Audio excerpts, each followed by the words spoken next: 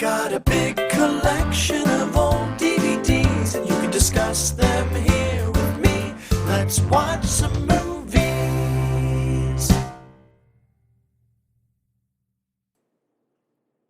Hey everybody, it's G from Let's Watch Some Movies here with another edition. In today's episode, we are going to be watching an old favorite of mine, Pete's Dragon. It's a Disney movie. To be honest with you, all I remember is being a kid, watching it, and enjoying it.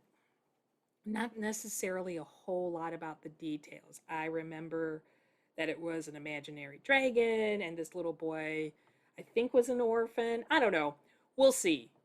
So, this is going to be part refresher and part does it hold up. This movie came out in 1977. I was a whole year old at that point. Yeah, go ahead and do the math. Yeah, I'll wait for you. I'll wait for you. 21, obviously. So let's go ahead, turn on this movie, and see what the haps is.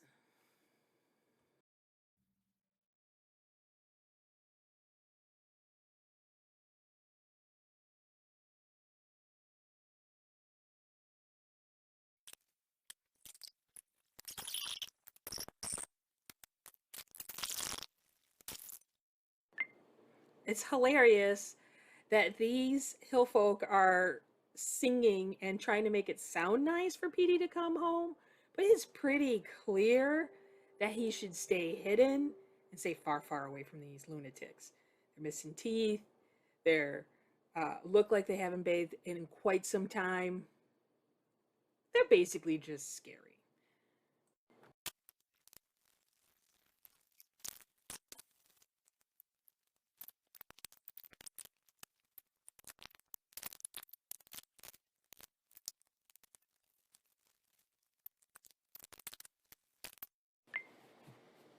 Had to stop and grab some breakfast. I know I in my cartoon I always eat popcorn, and I love popcorn, especially movie theater popcorn. But it is 10 o'clock in the morning, and I'm having my Greek yogurt and my sliced strawberries, which is really yummy. And it's just not the right time for popcorn, so deal with it.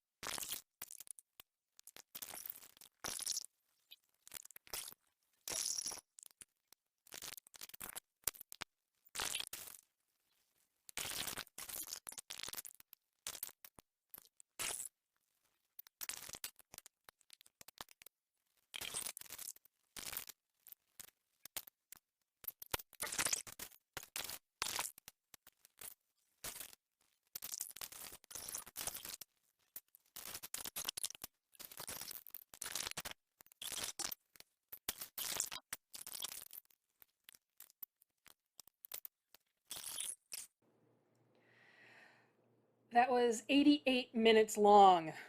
Whew. All right. I need a second to think about how I feel about that movie. Does it hold up? Was my initial question. The answer is yes. I think it does still hold up. I would say maybe a 3 out of 5 star rating just because while it holds up and it has a lot of, it still brings back a lot of the feels It is still kind of, a cheesy quality. Um, so it looks kind of dated. There's some dad jokes in there. Overall, I think it does still hold up. I have to say, I was prepared because I'm an emotional wreck to like cry at the heart wrenching moments that usually get me in Disney movies, but I didn't. I'm a real girl. I've grown up. I'm all grown up. No crying in this one. So, suck it.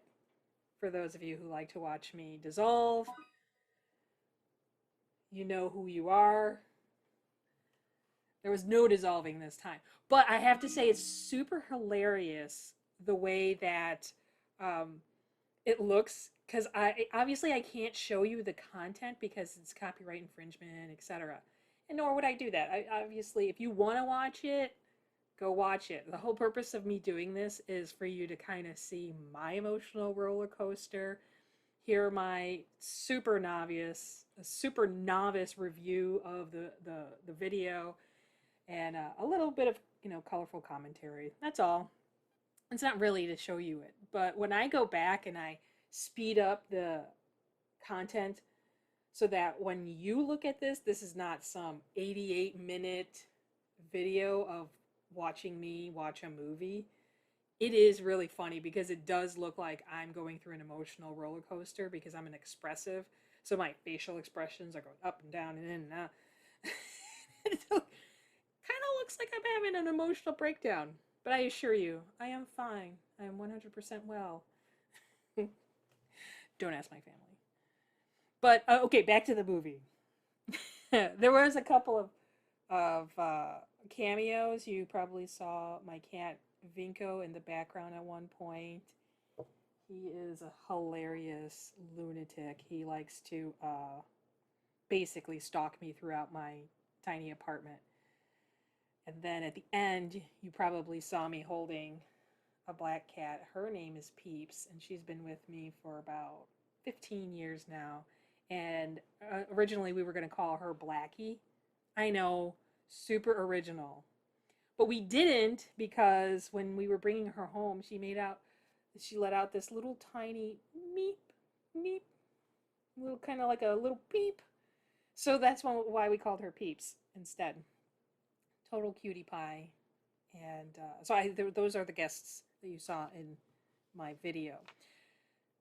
Let's talk about kind of some of the expressions you probably saw. In the beginning, you saw me immediately start smiling. Well, that's because the opening credits were rolling, and Disney is very well known for that, right? They have all these great art type landscapes where it's well drawn, and then they have the big bold golden lettering showing who's in the cast, who helped produce the movie, the credits, the opening credits. And basically, sorry, I had to turn on my lamp again. So basically, what I was responding to was it was bringing back like this total nostalgic feel. It was catapulting me back into my childhood when I used to watch a lot of Disney movies, and I immediately got that feeling, which is one of the main reasons why I love music, art, movies, theater, because I feel like it's almost like a soundtrack for my life. And anytime I hear a certain thing or smell a certain thing or whatever, it'll bring me back to that moment. So this is one of those moments. It brought me right back to my childhood. Just listening to the soundtrack, I could start to remember parts of the movie. I could start to really have that feeling of being young and having that sense of wonderment when I'm watching a Disney movie. So that was really why you saw me smiling, and that was a great moment. And then, of course, there's a great part in the beginning where Elliot is introduced. Elliot is Pete's dragon, and it's around the 12:05 marker, and they're eating apples. They just, got away from those crazy hill folk that I mentioned earlier on, and it's so cute, it's so sweet the way they interact, and they're together, and they're, along the entire movie you're sitting there thinking, is this guy real? You know, is this dragon for real or what? And I think in my opening I even said, his imaginary dragon. Well, you especially these days, you can overthink a movie, and, oh, is this a metaphor for something? Is this dragon really uh, just an imaginary friend and really has nothing going? He's not real in the metaphysical sense, right? He is, so you could think about that, and you think about it, but there are some really great moments where, of course, he's revealed, and he really does exist, and everybody gets to meet him. Spoiler alert, right? Spoiler alert. This is a movie review. Of course, there's going to be things revealed. God, you guys don't get upset. Just take it easy. So, anywho, so that's a great moment. They're super cute. And then where they're about to walk into town, I'm sorry, I'm looking at some notes. I had to write some notes because I get excited and then I forget to say things that I wanted to share with you guys. So there's a moment where they're walking into town, and Pete says to Elliot, "You got to go invisible. We're going into town. You can't freak everybody out." Obviously I'm paraphrasing. And there's a cute series of scenes where he's trying to go invisible, and he's like, "Well, how about this much? How about that much?" And it's just really super cute. And then the other thing I wanted to mention was that it's a musical, which I forgot. And I'm not necessarily like a musical nut, but I can appreciate a good musical. And this is a good musical. They didn't overdo it. I counted probably 11 musical moments throughout the entire 88-minute runtime. But it was well placed. It was great. One of the reasons why I like certain musicals is because they're so well done. They're well choreographed. They're imaginative, especially from back in that era. They were so purposeful. It really, really obviously took a lot of work, a lot of practice, a lot of everything to go through it. So I can really appreciate that craftsmanship and the way that they were, hopping on things and doing various. I don't know why my light keeps going off. Sorry about that. You see me reaching over. That's kind of annoying. But anywho, I really enjoy a good musical. And then one of the other things I like about this video is Mr. Howell. How many of you remember Gilligan's Island? Mr. Howell was, the rich guy, Mr. Howell, Mr. and Mrs. Howell. And they were always trying to buy their way off the island. But they were all stranded. Anywho, that's not his real name. That was his character name on Gilligan's Island. But anyways, he plays the mayor in Pete's Dragons. That's kind of funny. And then Mickey Rooney's also in this. He plays the dad of the lighthouse attendant. His character's name is Lampy in this. And then Nora is his daughter. She's kind of like running it and helping him run it. Or he's helping her. I'm not really sure who's leading the lighthouse. She seems to be the one really running things. But anywho, her character is played by Helen Reedy, and she has this great moment where she's in the lighthouse, and she had just kind of told why she is single and without children to Petey. She's, at this point, she's met Petey. And she's singing out to the sea at the top of the lighthouse, and the light is revolving around her in the background. And this very moment is when I realized I will be single forever because of Disney. Disney, what did you do to me? I'm like this old, hopeless romantic, and I'm supposed to think like, life is going to be like this.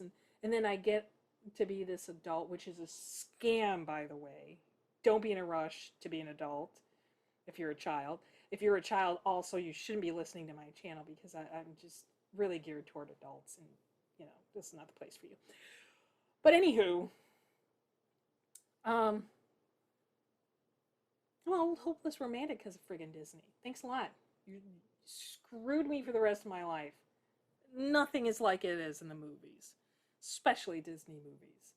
Anywho, I thought it was super cute and romantic though. So you'll see me at that moment. I'm just smiling ear to ear. Oh, she's singing her love. It's just so cute. Um, and then Dr. Temenus. Oh, he's great. He's played by the Jim Dale, and he's like the snake oil salesman. And his partner in crime is Red Buttons, who is like an old time comedian who plays a really good, like kind of like goofy partner in crime. He's Doc's sidekick. Uh, Doc has a great dad joke in the bar, so if you're gonna watch it, check it out. It's really kind of funny because he's like, oh, I'm not gonna tell you. You can watch it. And then when Lampy meets, obviously they all kind of intersect, and then when Lampy meets the snake oil salesman and his buddy Hoagie, his sidekick, he tells him about this dragon he saw, and then he meets, and no one else has seen this dragon except Pete. So people think that this is all just a sham and this is some invisible character. But anywho, there's a great moment there where Red Buttons and Mickey Rooney are both extremely intoxicated, and they do a really good job of playing intoxicated and being really funny at that moment. What else did I want to tell you guys? Oh, also, I'm also super crazy. I probably have ADHD in the sense that I can't, like, everything ties together. I can't have like one thought. So as I'm watching this or anything really, or talking to people, I like immediately start thinking about quotes, whether it be TV quotes, movie quotes, or something else. It immediately makes me think of something else. So sometimes it looks like I'm not paying attention, but I really am. I'm like so invested, which you can see in my emotional roller coaster on the video. But I'm so invested that I'm like thinking about what you're saying, but then also what it meant to me in a different context. Anywho, so like during this movie, I'll give you an example. There were a couple of things that happened that made me think of other movies that I'm going to put on my list to watch and hopefully record and put out, which are so the cave. When they're in the cave, when they find a safe spot, when Petey and Elliot find a safe place to stay for the night in a cave by the lighthouse, which is how Petey ends up meeting. Sorry, I felt like I had a cat hair on me. When Petey meets Nora from the lighthouse, this is like right before that scene. And so when I saw that cave, it made me think of Journey to the Center of the Earth, the original one. Loved that movie when I was a kid. I couldn't get enough of it. Guess what? I found it. A few years back, I was hunting with a friend of mine. We did a ton of movie watching and finding together. That was like a huge common bond we had. And I was on the hunt. Every time we went, I was looking for the original. Because you can find the remake out there. And I was looking for the original because the original one was great. It was awesome. And then finally I find it, and it's like, of course, Murphy's Law, right? As soon as you find it, then it's everywhere. So then from that point forward, anytime we were in a resale shop or Second and Charles or Disc Replay or anything like that, boom, there it was again. It just that. Anywho, then there was another scene in there where the lady, the Mother Gonan or Gogan, I forgot what their last name is. I'm sorry, I apologize. She falls in a barrel, and it makes me think of another really awesome movie that I definitely am putting on this list. Kung Fu Hustle. You guys, if you haven't seen it, see it. Maybe that's one we should do a live for. Well, I don't really have a following for a live, but I'm definitely putting it on the list. So if you guys haven't seen it, see it. Great movie, hilarious, so good. It's got great music in it, which is always a plus for me. The producer is the main actor in it, and he is phenomenally talented. And then there's another one where uh, basically it's throughout the whole movie because this is how Elliot communicates. He communicates in a series of moans, groans, clicks, and clacks, which made me think immediately of David Spade in Coneheads. And he's got a famous quote in there. I can't think of it off the top of my head, but it just made me think of the Coneheads and that scene, and it cracks me up every time. David Spade is out of control. Funny guy. Funny guy. Just keeps being funny.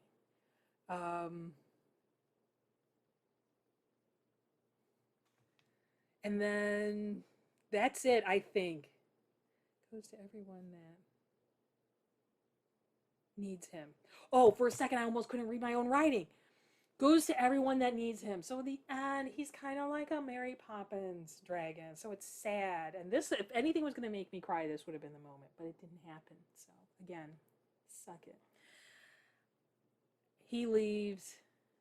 Petey, walks off into the sunset, so to speak. And everybody is happy. Great movie.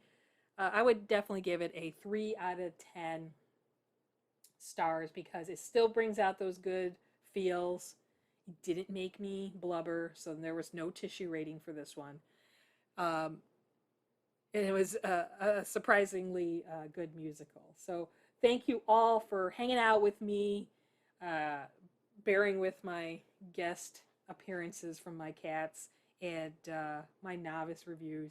Again, this is like a great hobby. This is so much fun for me, learning how to use the different technology and kind of putting everything together and going back through my enormous collection. I'm not even going to say I'm a collector. I'm obsessed. I have a ridiculously enormous collection. It's over 1,300 titles, and hopefully you enjoy watching this and you'll watch a few more with me. Have an awesome day. Great to see you. This is G signing off. Bye. I got a big collection of old DVDs, and you can discuss them here with me. Let's watch